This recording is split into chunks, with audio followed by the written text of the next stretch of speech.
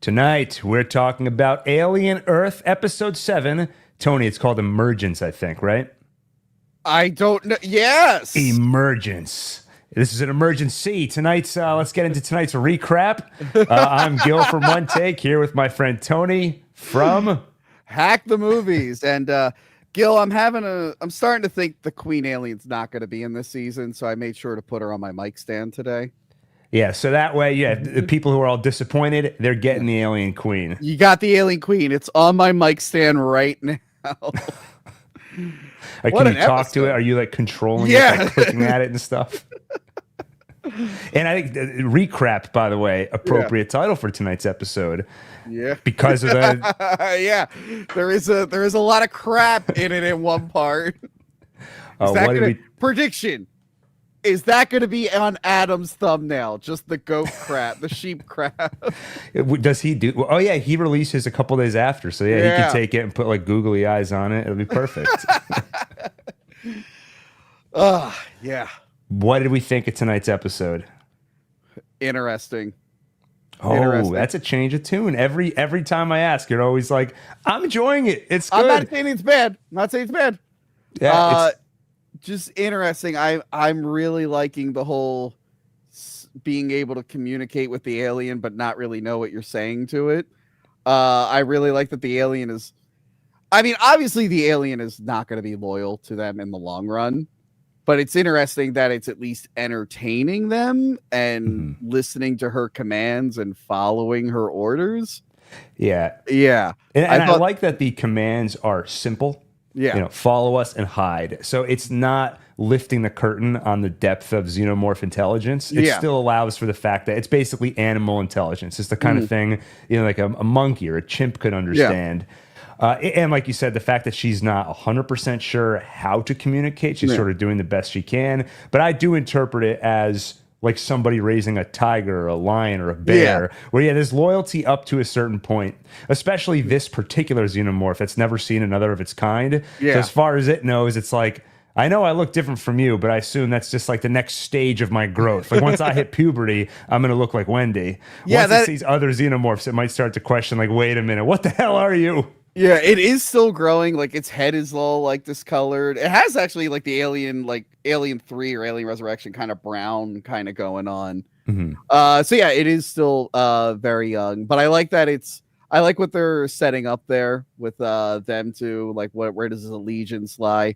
What did you think of the bumbling idiots trying to move a body storyline? Well, hey, the nice thing is, to some extent, they're justifying it because this whole time we're wondering, hey, Justified, starring Timothy Oliphant, and we're talking about Kersh. What's he been up to? He's just sitting there observing and watching. It was all part of his plan because he wants Morrow and his people to show up so they can surround them and arrest them or take them into custody. And I guess they couldn't have done a preemptive strike.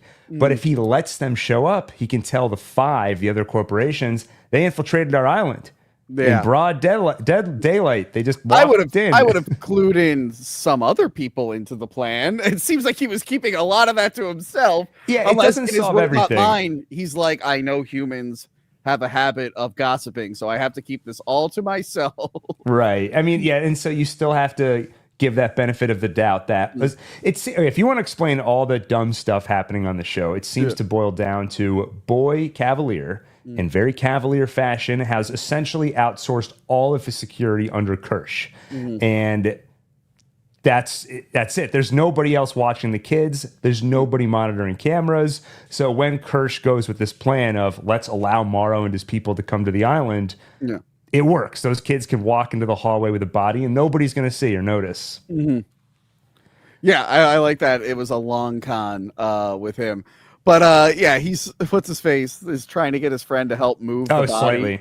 Yeah, with the facehugger. I like that he tries to give the guy water with the facehugger on his face.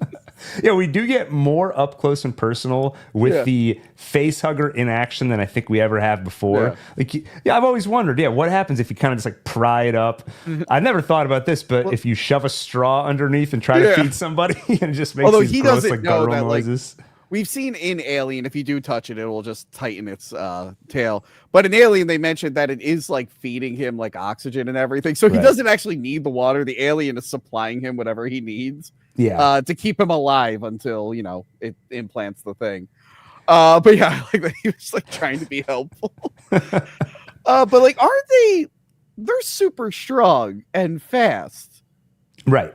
I don't know why it's two of them carrying him through the jungle. I don't know why the dude just doesn't throw him over his shoulder and run really, really fast to the beach. I don't know why they both have to carry them.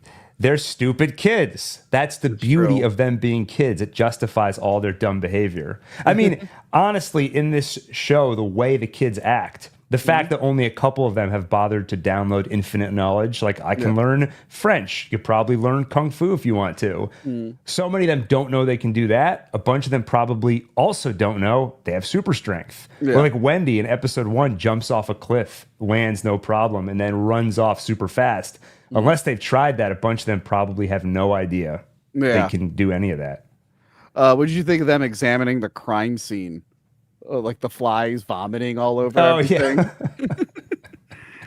Yeah, that stuff is my favorite stuff in the show. Honestly, anytime they're dealing with the aliens, that was one reason why I thought this episode was pretty much on par with everything that came before. Yeah. But one thing that was disappointing was it had less of some of the stuff I really like.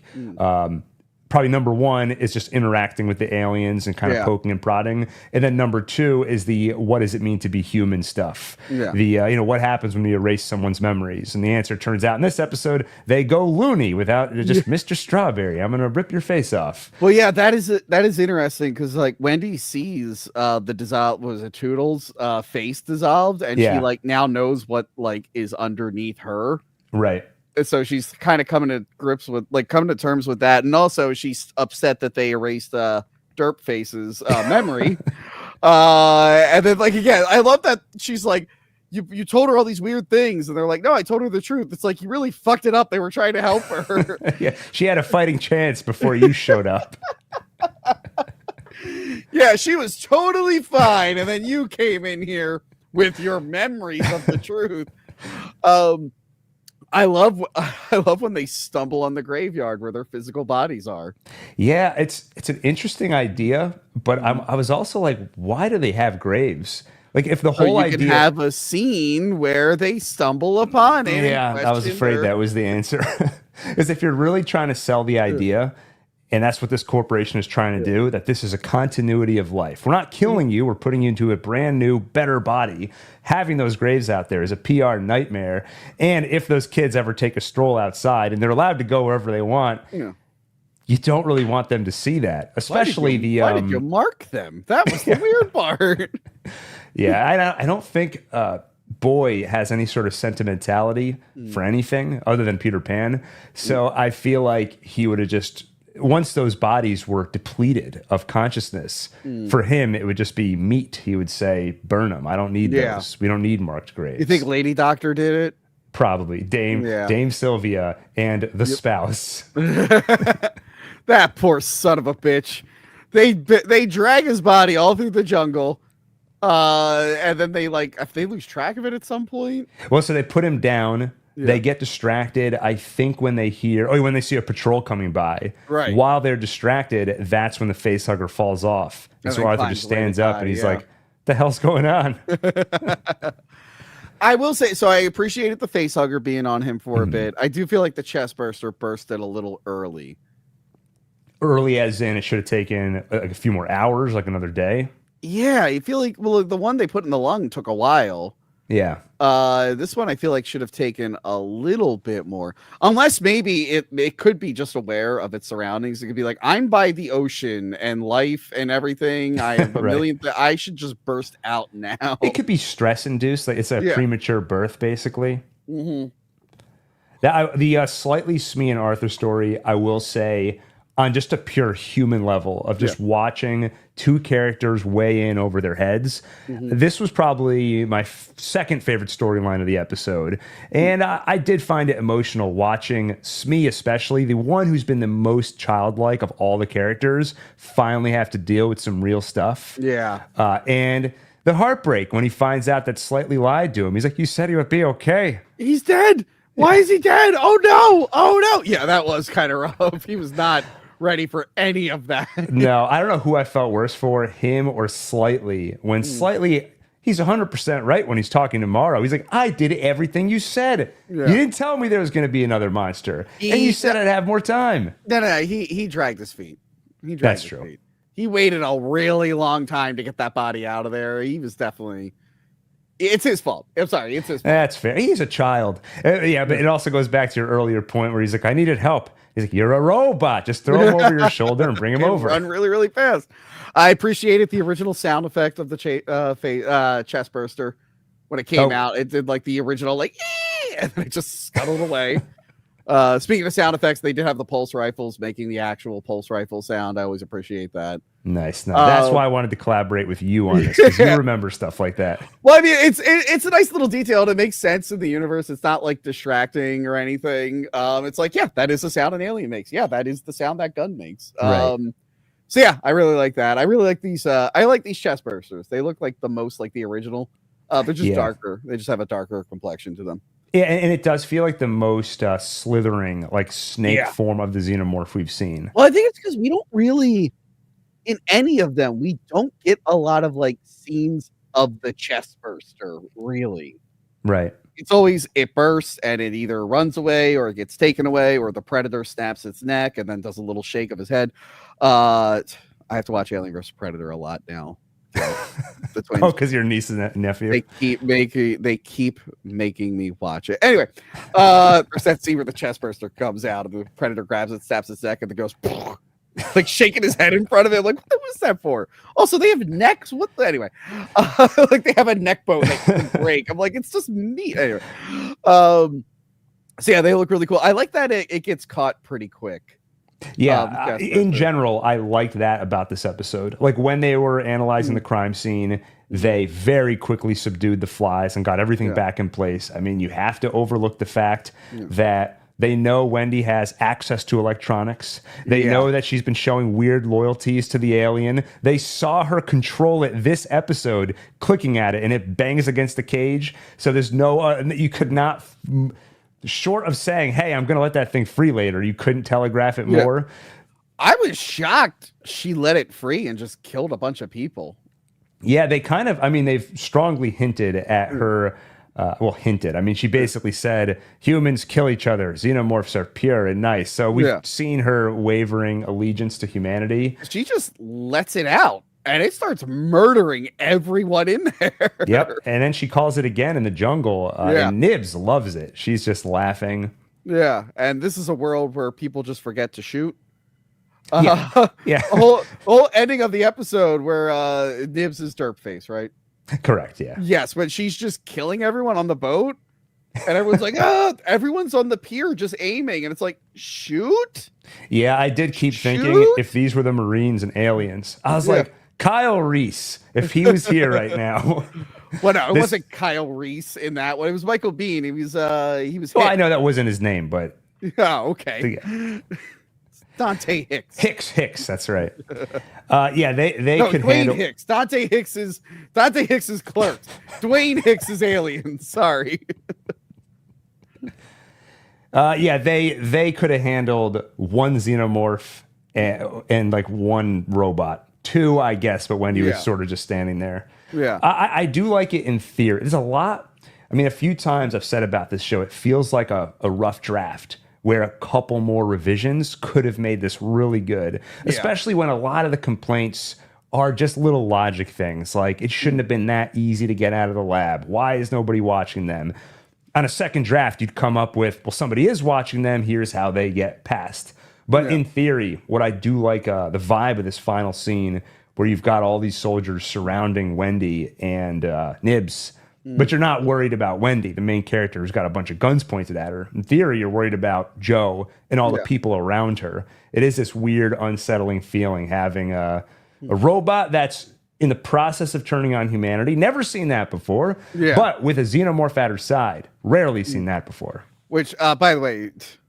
Seeing a xenomorph just out in the open in bright daylight, awkward. The most awkward part was when they first walk into the crime scene. The xenomorph is in the cell, and it's just a dude with like a hand on his knee, just like, I've never. But then sometimes it's CGI. They go back and forth between the CGI model and it's a dude. It's a little distracting. Like that is like honestly, it's the least of my complaints because at the end of the day, it's a TV show. We don't have magic.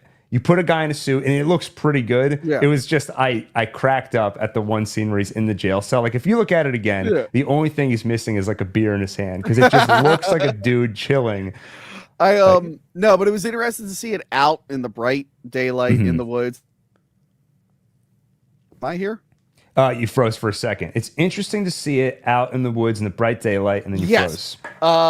We've seen a little bit of that before in Alien vs. Predator Requiem. Kind of, not really. But there was a deleted sequence. Actually, they might have not even actually shot this scene, but in Alien Resurrection, there was going to be a part of the ship that had like, what do they call it? And there's like a bunch of plants in it. Oh, like a greenhouse? Yes, there was going to be like a greenhouse area, and you can find pictures of like the aliens in like green bushes and it's brightly lit. I don't think they ever even filmed it. I think they took some promotional photos and they decided not to do it.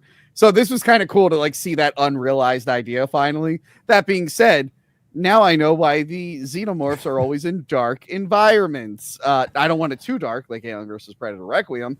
Right. But seeing it out in the bright sunny stuff, I'm glad it exists. It's something I was always curious with, and now that I've seen it, I went, looks kind of dumb. Don't want to see that again. You just silently turned off the TV and just walked out of the room. You're like, we don't need to discuss this anymore.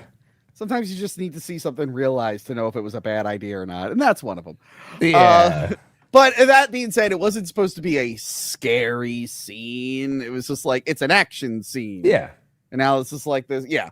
It's not like trying to spook you. Like, ooh, that's when you need the dark stuff. No, I think the show rarely tries to spook you. It tries to unsettle you sometimes. Yes. Which, I mean, they keep going back to the same trick, and I haven't gotten sick of it, but every time I see the sheep just staring.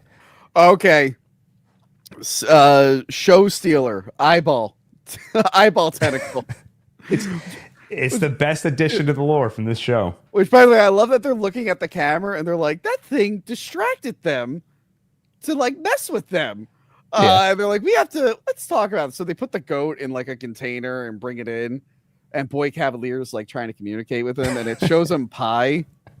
He's like, any advanced life form would need to know this equation. What are the next three numbers? I'm like, oh man, what if that eyeball was like stupid like me and just didn't know the next three numbers? It's like, I know the first two. Most people don't know the one after that. Yeah, I'd be like, we're not a bunch of nerds on my planet, Boy Cavalier.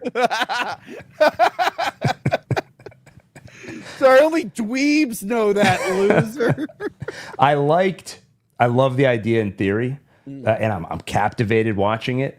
And even when he answers the question and it's just like slow, like stomping with its hoof, very effective. I did find myself wondering, okay, advanced civilizations would know the concept, but would they also have the same Roman numerals? Like, would he recognize those numbers? That's weird to me. I guess you can assume maybe at one point he was in a person's head. Did he assimilate the knowledge? I was about to say, I assume he takes some knowledge with him when he like infiltrates someone's head. But that being said, they want to put him in another person's head. Which I loved. He's like, let's find somebody with low IQ so we can see the difference. This is the side of Boy I like. Not the fake genius, but actually he's stupid. The evil genius where he wants to do weird experiments.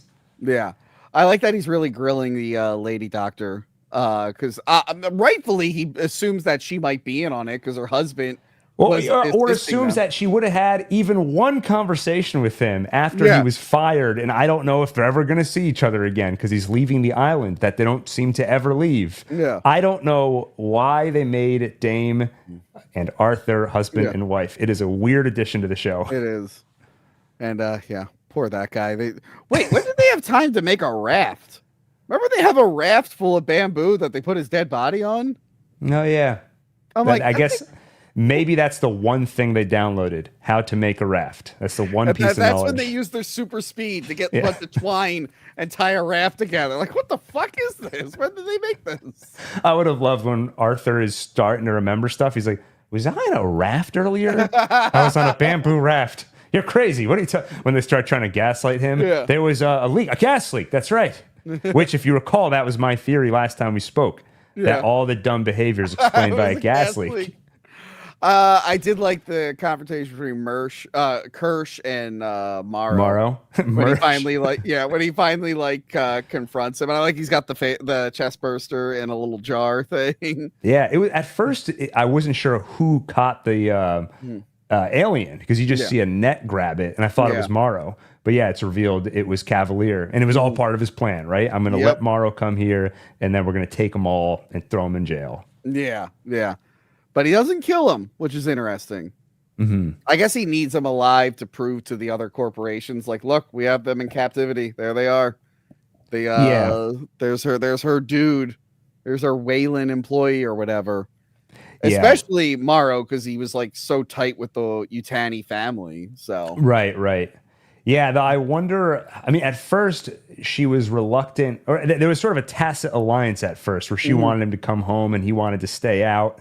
And now he's out, and now he's in prison. Is she going to disown him, and then he becomes sort of like a rogue element? Where do we go from here? I'm not sure. Yeah. But yeah, I thought that whole confrontation was going to be like a little bit more exciting. I thought there was going to be more shooting. It didn't feel like, I keep saying they were surrounded. I don't know that they were surrounded. It was sort of like one group of people with guns face to face with another group of people with guns. I guess Prodigy had a few that were higher. They had the high ground. That's which, true. if I've learned anything, once you have the higher ground, that's it. Yeah. Well, I mean, Darth Maul had the higher ground, and then Obi-Wan just did a flip over him. That was Darth Maul we're talking about. Yeah, Darth Maul. He was so overconfident.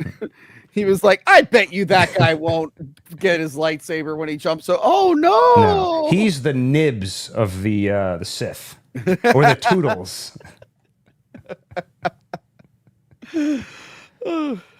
I will say Nibs is the biggest fall from grace for me in this show, because I was genuinely interested in her journey at first, where I'm like, it's interesting to watch her snap from no longer having a human body. And there was some logic to the insanity, but now she is just pure, just loony, just talking to his stuffed animal, laughing when people die. Yeah. And I understand insanity is not always going to have logical underpinnings. That's almost a definition of being insane. But there was a sort of more logical insanity before that was interesting. Once you're just making stuff up and going crazy, it's just not interesting anymore. Yeah. I do like that the brother killing her. I don't even know if she's really dead, to be honest. He did electrocute her, but does that actually kill them? Or just it's not like Toodles, who got his face and possibly brain melted. And even for him, they were like, well, it's theoretically possible we can reboot. Yeah. So I thought that was weird that Wendy had such a big reaction to her brother doing that, like flipping out. And he stops her from calling the alien to that pier. And normally I would say, well, they would just shoot the alien because they'll see it coming from really far away, and there's like 15 of them. But this is a universe where the alien attacks and everyone with a gun goes, huh? Yeah. We've never, like, it took so long for us to find out they have acid blood because nobody wants to shoot them. It's so bizarre. Oh, man. Early on, I did like when the girl was like, I'm going to tell everyone you erased the memory and then that this guy is dead. And Boy Cavalier was like, oh, shit. Like, God, get everyone and stop her from doing that. Boy, he's interesting because, okay, when we're at the crime scene and he finds out, like, oh, there goes 6 billion, we know when Toodles died. Yeah. And I guess we're starting to see some of why everyone's had such free reign and it feels like people are dumb. It's because Boy, to some extent, he just doesn't care. Okay, $6 billion machine got destroyed. That's fine as long as Wendy's okay. I don't know. I don't know where I'm going with that. He's just a dumb character. And I know some people try to say, well, he's supposed to be dumb. Like he misquoted Isaac Asimov or something a couple of episodes ago. But I don't trust the show enough to believe he misquoted it and not that the writer of the show misquoted it, you know? Someone did. I saw one of the comments, which, by the way, in space, no one can hear you scream, but they can hear you super chat. We totally forgot to do that. Yeah, I was really confused because I'm looking at the screen right now and I'm not seeing anything. Normally, we would have $1,500 super chats, and right now we're at 0. Gil, did you know I made a lot of last minute expensive repairs on my car? Super chats, please. Anyway, what was I saying before that? Sorry, I got. We were talking about. Oh, you were talking about a comment somebody left. Oh yeah, they were talking about how like the reason everything's dumb and everything is that it's mocking how big tech guys are now, where they're just like hurry up, move fast, break things. Yeah, I get that. Sorry, keep going. No. I know like this is in the future, but it is supposed to represent like what's going on now, like most science fiction does. And I kind of see what they're saying. Like all these tech guys like, hey, let's just do all this stuff without thinking about the consequences, really. Yeah. So I see it from that point of view. Yeah, that makes total sense to me. And I think the move fast, break stuff mentality works for software. Maybe. Yep. Does it work for xenomorphs and aliens? Probably not. And it would have disastrous consequences. The only thing is it believable that this person would have been running a successful company up until this point? And that's where I'm like, it's not quite believable because he just doesn't feel like a very intelligent person. Because you can be intelligent, but be flawed in the sense that you're too cavalier, that you do just break stuff and move too quickly. But that's his last name. You're right. Cavalier. I know the character development is amazing. It's right there. You know, when you're bored with these kind of names, you just kind of have to do what you're supposed to do. It's like the Decepticons. They're very deceitful. They don't really have a choice, Gil. I know. Yeah. What that's like Odin in Thor. His daughter, the goddess of death, wouldn't stop killing people and he had to lock her up in prison. Finally, he learned with Thor and calls him the god of thunder. Maybe not even lightning, just the sound lightning makes. So what do you think? Next episode, Predator's coming, right? Right? Oh, definitely. Yeah, Noah Hawley definitely seems to be the fan service guy. The Predator's going to be like, you took our hunting game from our ships. Although they're Predators, so it'll be like, rah, rah, rah, rah, rah, and it'll be subtitled. And then Wendy's going to have to learn another language. Why do all these aliens click? I don't understand. I do remember when the one of the trailers came out before the season started, and there's like one part where you hear a click, and everyone was like, Predator! There's going to be a Predator in this. Like, aliens click sometimes too. Predators don't have they don't have a monopoly on clicking. Yeah.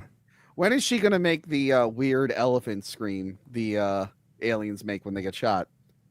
They make that weird like when they get shot. It's supposed to be aliens when they're getting shot. They make that sound.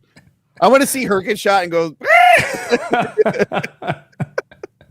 You're really good at that. That one specific sound. You're very good at that. I hope that one alien turns. I just want to see a queen. I want to see a queen so bad. Yeah, it might not be coming. I mean, it doesn't seem like there's any indication that's coming next episode, but they've got a several season plan, so it could be coming. I mean, there are, like, according to the lore, obviously you can have a facehugger that just lays a queen, but there is lore. I think one of the Xbox 360 Alien vs. Predator game explored this idea where a drone can become a queen in the absence of a queen. Sometimes there's like an in-between phase, like a Praetorian is what they call it. Oh, that's right. Yeah, this was in that Alien vs. Predators game from like 10 years ago. Yeah. Well, it was even in the older ones, like Alien vs. Predator 2 from like 2000 okay. had them.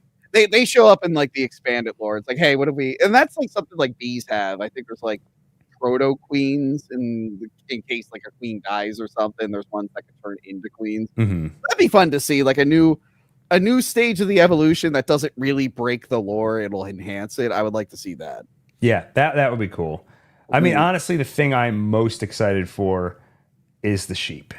I will be disappointed next episode if we don't see it go into a person. I think we have to. Are you going to get the sheep Funko Pop with the eyeball coming out? Oh, they have that, right? Yeah.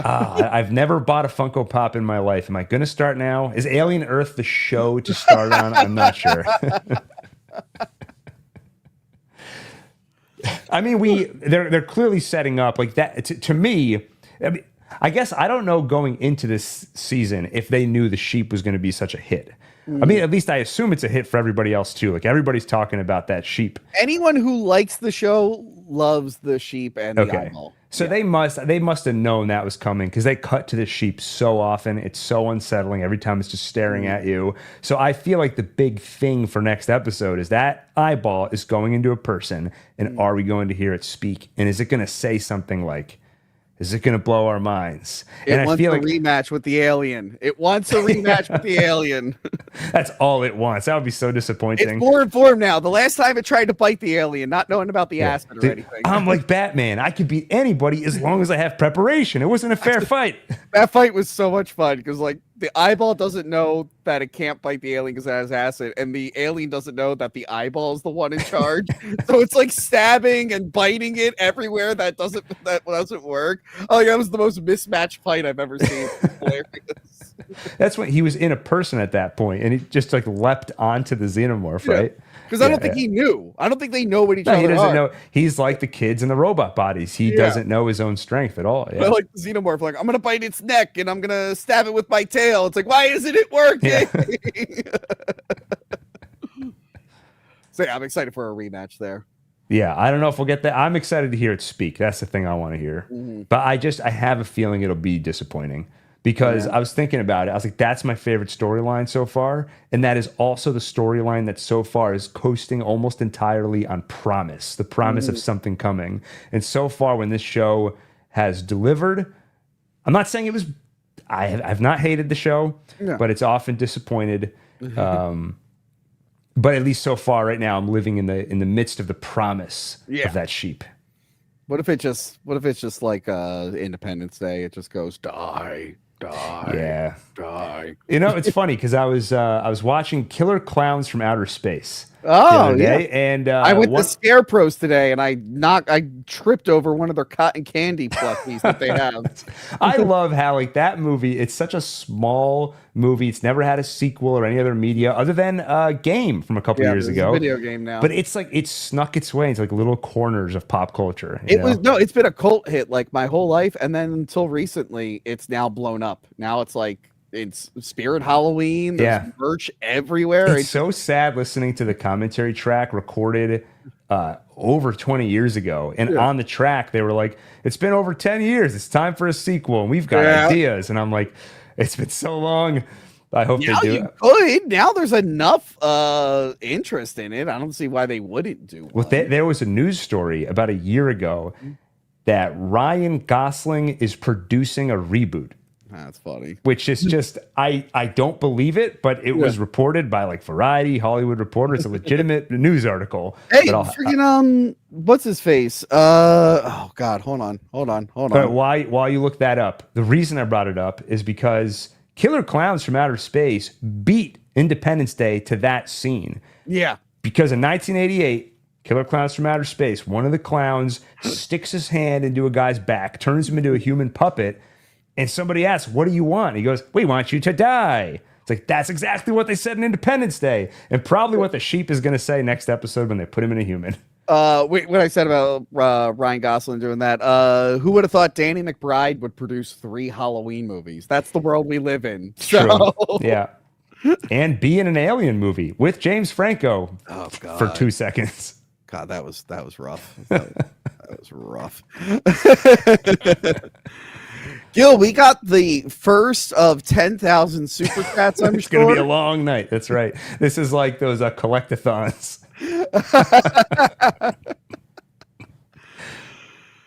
I'll let you do the honors. You can pull it up. Oh, I can't click it. Oh, you can't click it? You're the one in charge of the stream. What the hell? I thought we were like in charge of the stream. I didn't know it worked like that. No, all right. It doesn't work like that. Matthew Snyder, thank you for the $2. The eyeball will say, hey, how's it go? Actually, he has a question mark and an exclamation point. So this sounds like a, hey, how's it going? That is what the alien would. That is what the eyeball alien would say, I think. Let me think. Would it say that? How's it going? He might say that. Yeah. I've had my eye on you. That's good. That's good. But yeah, I like the episode. It's trying some fun stuff. I liked Kersh's long con.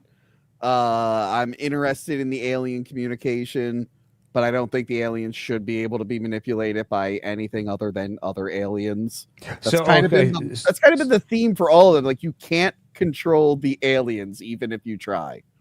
But a child in a robot's body has never tried before. Yeah, but I think once I think once you get a colony going, the aliens are going to be like, fuck her. Once there's a queen. The closest we got to this, David tried this in Alien Covenant, right? But he was kind of he never really got to spend much time with that baby xenomorph, right? And also, he's not biological matter, so they don't tend to care about them. And neither is Wendy. Okay. Yeah, so there's precedent, a hint of this in Alien Covenant, if you want to take Alien Covenant. Well, no, also Alien Resurrection, when Winona Ryder gets shot and falls in the water, she's able to sneak around the aliens because the aliens don't actually care about her because they know she's not human. So yeah, we'll see what happens there. We'll see. I think who's coming next episode. Of course, obviously. We're gonna unfreeze Arnold Schwarzenegger, Danny Glover. They're all even if they don't, they could just a month later they can say, "Hey, we changed the season finale." If everyone wants to go back and we added a few scenes, everything should cut to a frozen Danny Glover and Arnold from now on. I would say the show's fine. I wish it was better. It is that thing where there's some stuff I love in it, surrounded by some stuff that's a bit annoying. That I was giving it a lot of benefit of the doubt at first, and I feel like I'm just running out. But I'm enjoying it. I'm more enjoying it than not enjoying it, I'd say. I'm taking the bad with the good. I was not expecting anything from this. That's fair. And I'm ending up enjoying it. That hopefully it all ties it up in a neat bow next week. But overall, I'm having fun. It's the most fun I've had with Alien in a very long time. So I'm kind of letting some things slide. Yeah. But we'll see. We'll see. Fair. No. You know what hasn't disappointed me at all? What? It's this. Yes! You did it! I did it. I tracked it down. The Reese's Oreo. Not the Oreo with the Reese's filling, but the Reese's with the pieces of Oreo in it. Yes. It's hard to track down if you're looking in stores. It's sold out everywhere. At the end of the day, you can go on to Target.com and order them. That's what I finally did. It's not as satisfying. From the beginning. I know. I should have just done that from the start, but I really wanted to it's about the hunt. Yes. You know, I'm like that guy in Lost World, Jurassic Park, where all he wants to do is take down a T-Rex. You're rolling. I'm rolling. I've spent enough time in the company of death. It's time to just order it online. You mean Pete Postlewaite's character, who was one of the prisoners in Alien 3? And it all comes together. Yes. By the way, shout out to the guy in the last episode that said I say Reese's weird. Now I said it right there, but I am definitely one of those Reese's Pieces people. It's one of those. I'm not alone. It's one of those, like, that's how I said it as a kid. No one corrected me, but like I try my best not to say it, and I let one slide, and a nice commenter caught it. That really is like, if you want to know if you mispronounce something, you just say it on YouTube, and a lot of very nice people will politely tell you how you're saying it wrong.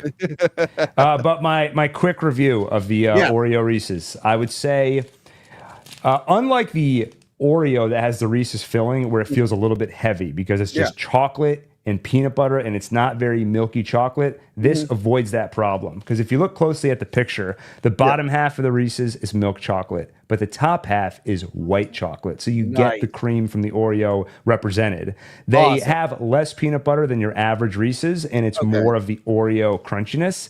I feel like the flavor of the Oreo chocolate doesn't come through that much. So it comes across as more of a white chocolate crunchy Reese's. Got you. If you like white chocolate and you like peanut butter, you will love these. And I would say, Tony, I saw your progress picture. You're doing great on your weight loss journey. Thank you. So I was going to send you some of these as a gift. Please don't. I'm not going to do it because it's very addictive. I went a little hard this weekend. Please don't. I got a birthday on Friday. Please don't send me anything. It is funny because I still haven't really overall lost so much weight. I just turned it into muscle mostly. But yeah, that progress picture was fun. Although people a little humble brag right there. I've lost so much weight, but I just keep turning it into muscle. You know?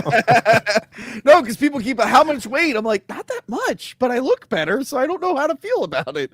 Although all the people who like to make big head jokes about me, they pointed out that now that I've gotten rid of like a lot of the fat here, it's now making my head look bigger. So well, we have the opposite. For me, when I lose weight, the first place it goes is my face. Yeah. And then everything else follows. You might just be the opposite.